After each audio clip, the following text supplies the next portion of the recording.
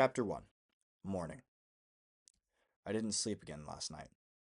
When you live in the city long enough, you know that people are snatched up one by one every night due to some reason or another. Maybe you got too drunk at one of the bars along Acid Alley, the booziest place in town. Maybe you made some new mates on the rooftops where all the gangs hang out, and were slashed in your sleep by a rival. Maybe you ventured a little too far down the tower line, and found yourself in the quarantine zone, getting radiation poisoning. That one's a little harder to do, considering the signs of warding on that street. Oh, yeah, and the guys with guns. Them too. Whichever way it happened, it did, and every night someone is packed up, picked up, and set to rest on the River of Souls. Most people don't really think about the death in the city, but for me, I stay awake every night on guard, waiting for death to try and creep up on me. You might call me paranoid. I would call myself prepared. Luminescent City is the capital city of the country of Stylemoth. A decently large country, Stylemoth is a hub for all different kinds of cultures and people, and Luminescent City is where most of that can be seen. All sorts of people wandered the streets from all sorts of places with all sorts of stories. It also happened to be where I live.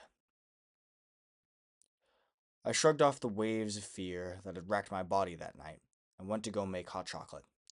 People in the city usually opt for coffee, but it's too bitter. It's the warmth and sweetness that keeps my head up during the day. As I stood there, gazing into the cup of steaming milk and cocoa powder, I wondered if I would ever find myself at a point where I didn't sleep with one eye open. My eyes drifted upwards, to my reflection in the glass pane on the cupboard. The pale, 22-year-old stared back at me. His hair was shaggy and dark, except the front of his head, where the locks were starch white. He had lived with that strange hair all his life, and he loved it, despite the negative comments from his family and mates. "No way," he said aloud. "No sense getting caught up in your fantasies, mate. It's too dangerous." I nodded in agreement and looked away. The television behind me bleeped to life and began playing the news. This morning, 2 men were arrested outside of the quarantine zone. Officials say they were found with multiple narcotics on their person, as well as an allegedly falsified mission statement issued from SteelTech. The 2 men assaulted and killed a guard with his own nightstick, but were quickly subdued by surrounding personnel. SteelTech has denied involvement when questioned, and the 2 men are yet to face trial. A full statement regarding their arrest will be issued. I turned it off. Bloody fools, I growled. The cocoa was warm, rich with flavor, and it seemed to shake my insides awake. As usual, I walked to the window and peered out at the alley below. I lived in a small apartment complex, only a few blocks from Tower Line, the busiest avenue.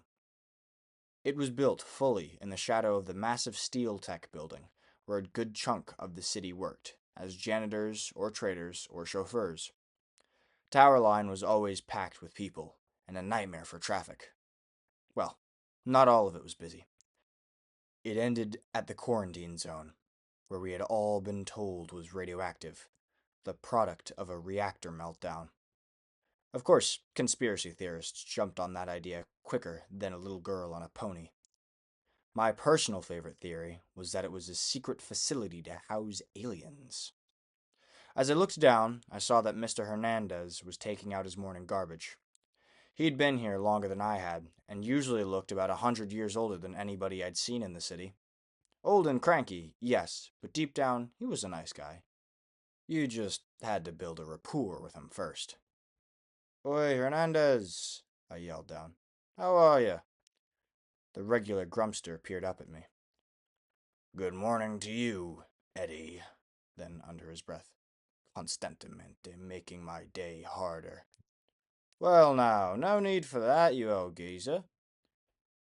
"Is there something you want, or are you just there to annoy me?" "Well, how about I just want to see your friendly mug?" "Hermano, we both know that's not true." I chuckled as I ducked my head back inside. Might as well get dressed and go to Amelia's, the best diner in town, for breakfast. After a quick shower, and once I was dressed, I grabbed my coat, keys, wallet, and headed outside into the fluorescent town around me. Luminescent City is an interesting place. It's active in the day and night, and there's constantly something new going on. The entire city runs on the giant Chimera generators all throughout town, pumping clean energy into all of our appliances. As I made my way across the street to Amelia's, I noticed a large group of people huddled around a game of chess. Two old guys were staring intently at the pieces from either end of the table, completely unaware of anything other than the game in front of them. Ring. I entered the little diner and sat at my usual table. Amelia, the owner and waitress, who I'd taken a liking to, didn't even need to take my order. I always got the same thing: 2 chocolate chip pancakes, bacon, and water. As I ate, I noticed the crowd of people were still there, although the two men were gone. They seemed to be peering at some sort of advert on the wall. Intriguing.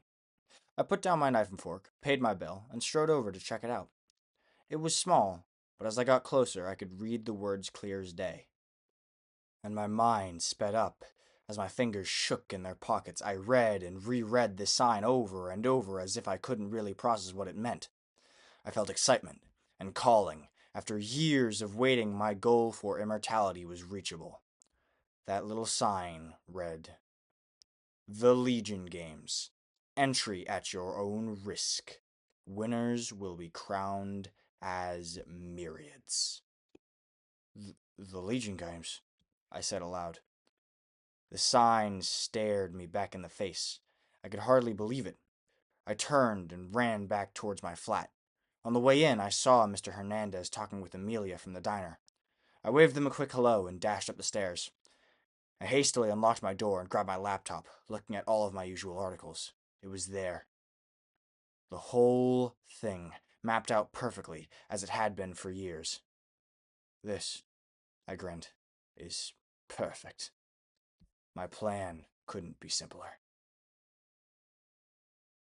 Thank you. This is the end of Chapter 1. Chapter 2 is also available on my YouTube channel at Vaporwave Sunrise Book. Have a nice day.